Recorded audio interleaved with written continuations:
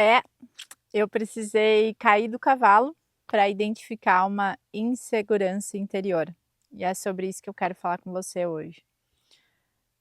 Alguns meses atrás, acho que já faz uns 2 meses talvez, eu estava andando de cavalo aqui, nesse, nesse cenário natural exuberante. E a gente já estava mais ou menos a umas 4 horas do passeio. E aí, chegando em casa, foi quando eu caí, assim, tipo, faltando 5 minutos para chegar em casa. E olha só, né? As coisas vão acontecendo de forma muito orquestrada, assim. Eu iniciei o passeio com um cavalo, e aí no meio do passeio eu troquei de cavalo. E depois que eu troquei de cavalo, eu estava montada já nele, e eu pedi para o meu companheiro ajustar a altura do estribo para mim, porque estava muito distante, né, do meu pé, e aí não ficava tão firme. E aí ele fez uma amarra lá, o estribo subiu um pouquinho. Beleza, seguimos o passeio, tudo incrível. Aí, quando a gente estava chegando em casa, tem uma fontezinha, né, de água da bica natural aqui perto, a gente parou ali para tomar água. Aí vai vendo. Meu companheiro falou assim: "Vamos tomar água?" Aí eu falei: "Vamos." Só que ele ia descer para pegar água pra gente. E eu, na minha agitação, não esperei ele descer. Quando ele falou vamos, eu peguei e já fui descendo. Aí desci, fui lá, tomei água e tal. Na hora de voltar, quando eu fui subir no cavalo, né, eu botei o pé no estribo, aí você bota o pé e você segura aqui em cima dele e faz o impulso para jogar a outra perna para o seu lado. Quando eu fiz isso, a minha mão escapou e estava muito alto, né? O estribo tinha ficado muito alto. E a minha mão escapou e eu caí. E dei com a lombar direto no chão. Direto, sim. Foi um barulho muito seco. Foi um barulho forte, embora não tenha sido uma queda em movimento. Foi um barulho forte e eu tomei um susto, né? Me assustei realmente. E aí ali, eu senti uma dor, obviamente, da batida. Mas foi mais o susto. E o corpo estava quente ainda, né? Então me recuperei do susto, montei no cavalo novamente e chegamos em casa. Quando a gente chegou em casa, o corpo começou a esfriar e eu comecei a sentir muita dor. E num primeiro momento, eu senti muita vontade de chorar. Eu precisava chorar. Eu estava tendo alguma descarga emocional ali que eu ainda não sabia o que era. E eu só chorei, chorei, chorei, chorei, chorei. Eu fiquei com raiva inicialmente. Por quê? Porque eu sabia que de alguma forma eu tinha criado aquela situação. Nada é por acaso, né? Jesus já falava isso. Absolutamente nada é por acaso. Nenhuma folha cai por acaso. Então eu sabia que de uma forma ou outra eu tinha criado aquela circunstância, mas eu ainda não sabia o porquê. Só que eu tinha uma informação muito valiosa. Eu tinha uma dor na lombar. E aí a gente precisa abrir um parênteses aqui para entender alguns outros conceitos, né? Dentro da análise existencial, uma das coisas que a gente fala é que nós temos 7 corpos. Existe o quaternário inferior e a tríade superior. O quaternário inferior é composto pelo nosso corpo físico, nosso corpo energético, nosso corpo emocional e o nosso corpo mental inferior. E a nossa tríade superior é composta pelo mental superior, pelo corpo búdico e pelo corpo átmico. Qual que é a questão aqui? O corpo físico, eu não vou explicar cada um dos corpos porque não é o objetivo desse vídeo. Eu vou falar aquilo que está associado a esse vídeo. O nosso corpo físico, ele nada mais é do que um, entre aspas, excretor dos outros corpos. Tem uma amiga mentora minha, Tassi, que ela fala que o corpo físico é um fofoqueiro dos outros corpos, né? Por quê? Porque ele apenas revela algo que não foi tratado, principalmente nos outros 3 corpos do quaternário inferior. Então, tudo aquilo que não é tratado no mental inferior, no corpo emocional, no corpo energético, sedimenta no corpo físico. E aí tem várias linhas já de estudo, né? Tem Louise Hay, tem medicina germânica, tem Joe Dispenza, enfim, tem o Ayurveda. Você pode pesquisar uma infinidade de coisas, tá? E eu tinha essa informação, uma lesão na lombar, ou seja, algo que não foi tratado no corpo energético, no corpo emocional, no corpo mental, sedimentou numa dor na minha lombar. E aí, dentro do nosso corpo energético, nós temos os chakras, que são os centros de energia. Eu brinco que o centro de energia é como se fosse um pluguezinho que nos conecta com o universo. E existem 7 principais chakras que formam o nosso canal condutor de energia principal. E essa região da lombar tem a ver com o chakra sacral, que é o segundo chakra, o segundo centro de energia. Na época eu estava estudando um livro do Joe Dispenza que chama Como se tornar sobrenatural, que ele fala, tem um trecho que ele fala dos chakras. Cheguei em casa, depois de ter passado todo o susto, estava com dor, mas caminhando e tal, tudo certo. Fui procurar no livro, fui estudar. E lá tinha o significado dessa região do segundo chakra. E tinha toda uma descrição, né?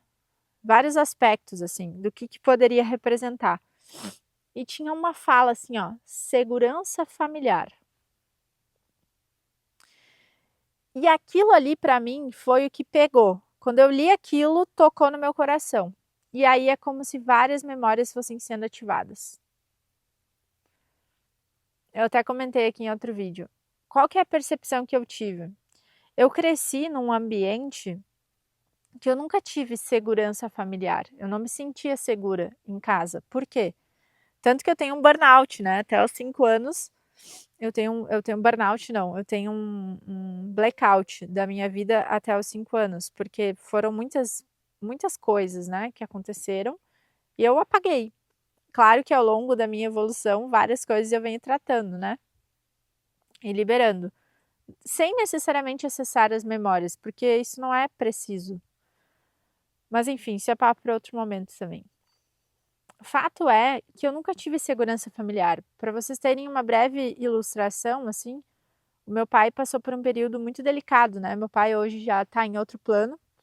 Ele morreu super cedo, assim, na Terra. E ele passou por um momento de vida muito delicado.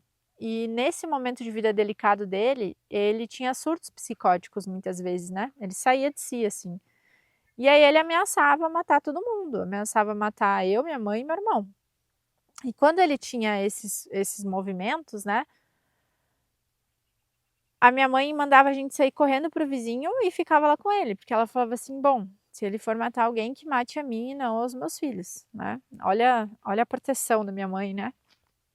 A força, a coragem dela. E aí, a gente estava o tempo todo em estado de alerta dentro de casa, né?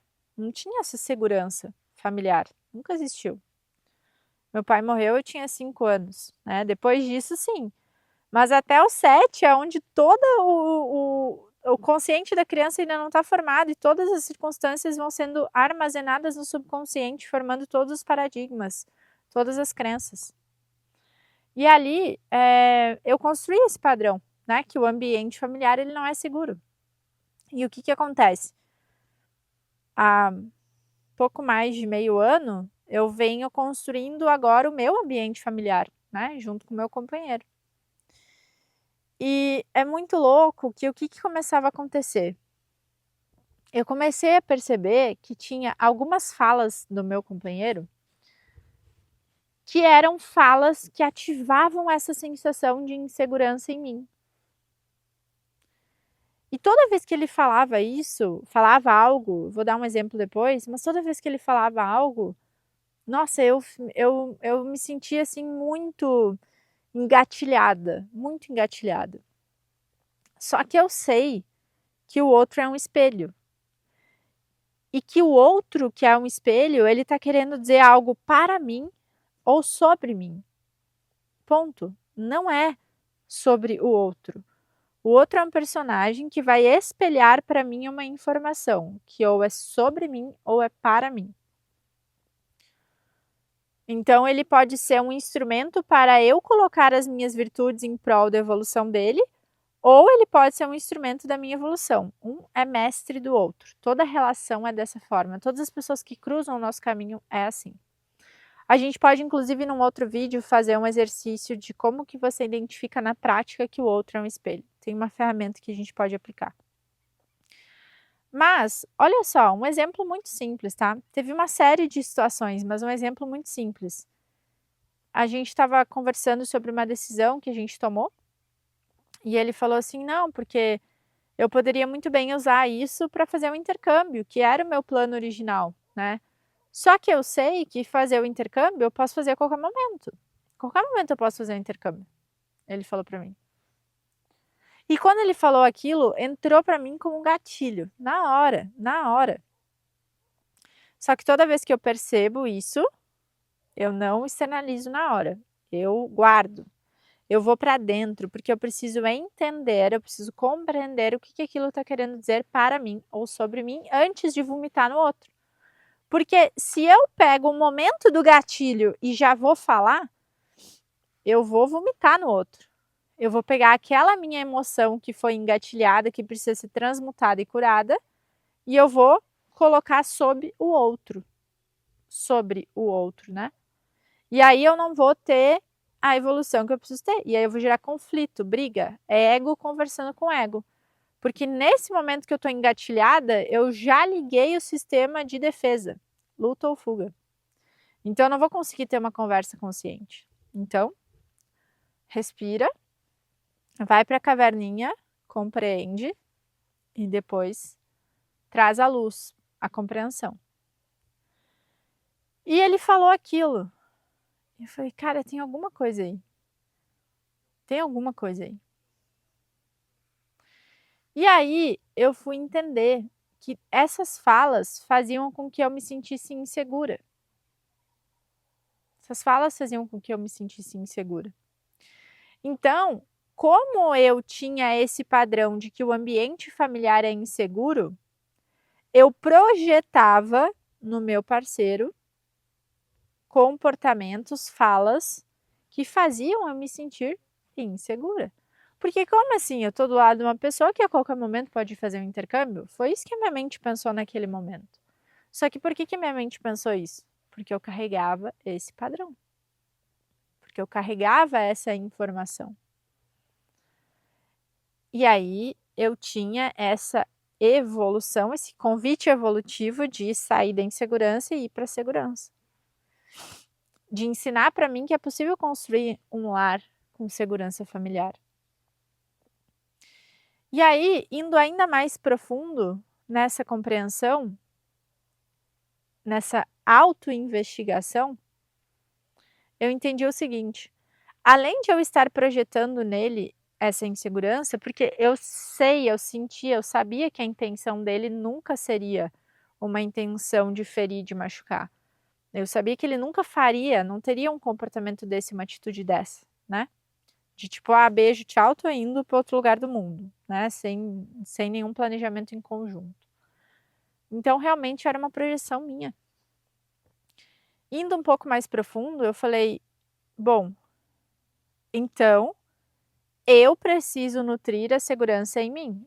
Eu preciso trabalhar essa questão em mim.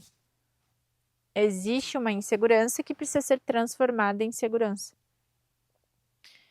E aí eu fui para uma reflexão um pouco mais profunda, que é: a minha segurança, ela nunca pode estar no externo.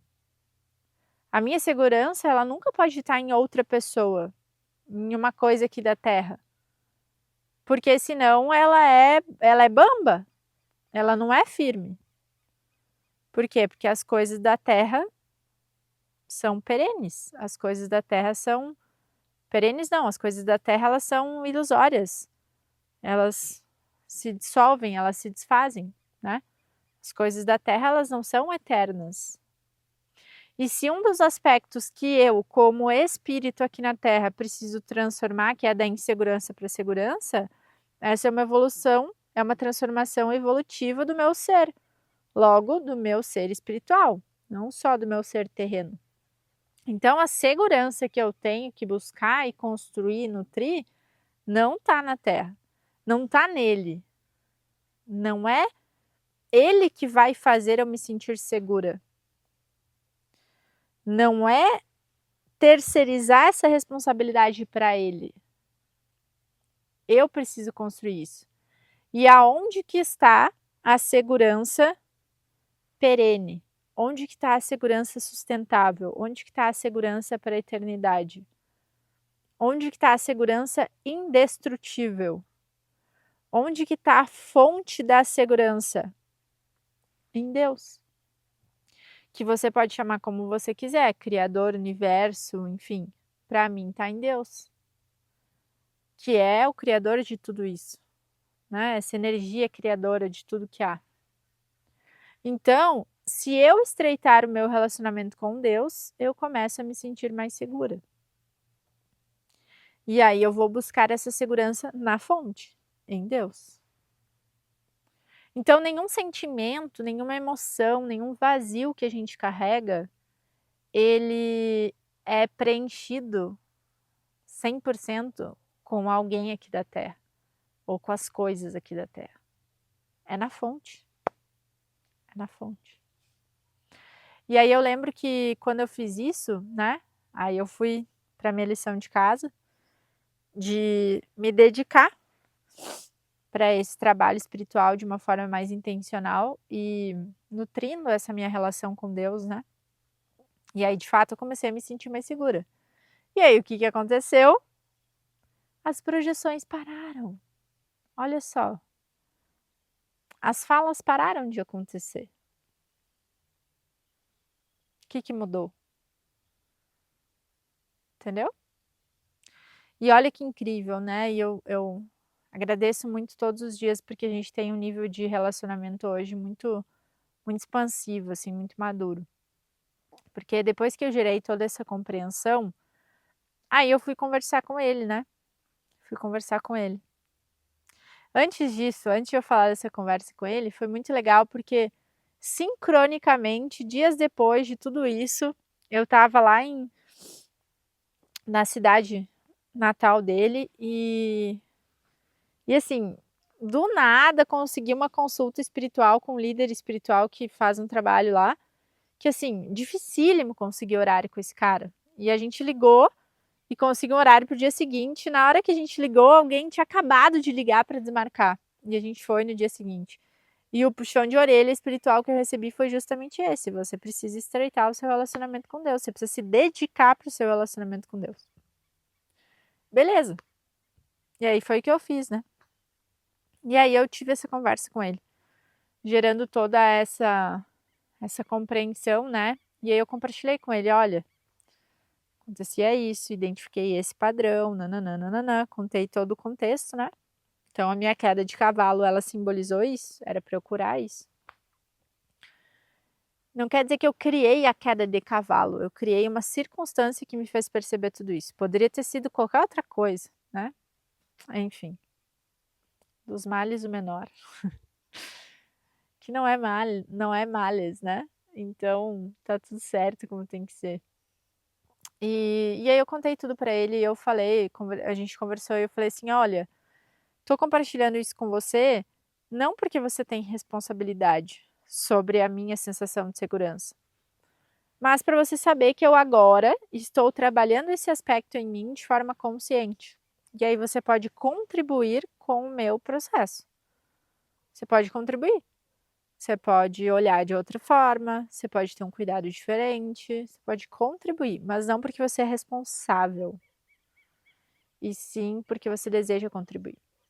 E aí pode ser que ele tivesse duas escolhas, né? Uma escolha de fato contribuir, que é o que ele faz, e a outra escolha de não, se vira aí, o negócio é seu, né?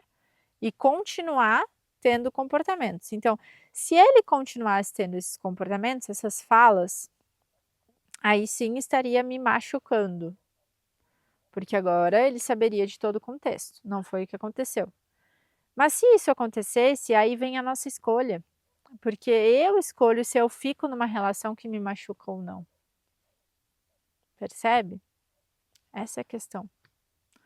Agora, enquanto eu não tenho essa consciência de que o trabalho precisa ser feito aqui dentro, eu vou continuar responsabilizando o outro, terceirizando o outro, e o desenrolar da minha vida sempre vai depender de algo que está lá fora. E aí aquela pergunta que eu sempre faço, né? Você está vivendo livre ou solta? Porque muitas pessoas vivem soltas acreditando estarem livres. Mas quando você depende do externo ou você cria dependência da mudança do outro para que você se sinta isso ou aquilo ou melhor, enfim, você não está livre de fato. Você está solta. Mas aqui dentro você está aprisionada. Aqui dentro você está aprisionado. Percebe? Eu não sei por que eu estou contando essa história aqui, mas talvez tenha um padrão de insegurança para curar aí dentro, ou qualquer outro padrão que tenha algum personagem aí na tua vida te fazendo um convite para um novo olhar. Então, que comece a sua autoinvestigação. Um beijo, a gente se vê no próximo vídeo.